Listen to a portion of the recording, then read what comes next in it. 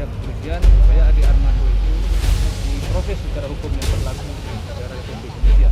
Namun kami selaku dan Mahkamah Adat Alam Minangkabau sebagai organisasi yang khusus memang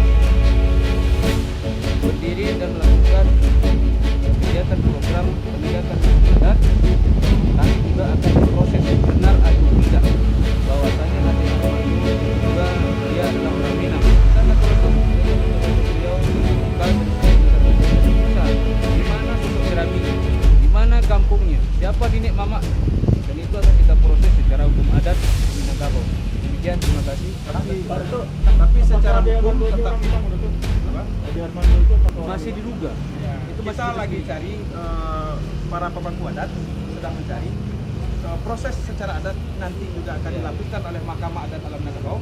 Yang proses hukum secara positif tetap kita akan lakukan. Sanksi adatnya seperti apa? Nanti dia Jadi begini dia, di dalam adat itu ada hierarkinya, itu tidak bicara organisasi. Jadi kalau organisasi baik Baporkan maupun Mahkamah Adat bicara organisasi, dalam adat itu dia punya hukum sendiri. Ada hukum adat selingkah negarinya.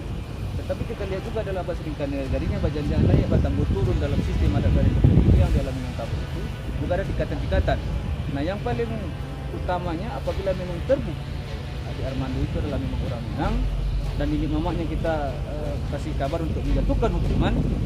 Nah, hukuman yang terberat itu adalah dibuang sepanjang adat. Dia tidak boleh lagi memiliki hak saku pusaku dan tidak boleh lagi memakai label dan mengaku sebagai orang Minang. Menjadi orang Sumatera Barat boleh tak? Boleh. Tetapi menjadi orang Minang bilang hak saku pusakunya, dan apabila itu tidak dihindarkan seluruh seperinduan, artinya seketurunan dia sampai kapanpun itu tidak lagi berhak menjadi orang Minang. Saat ini kan belum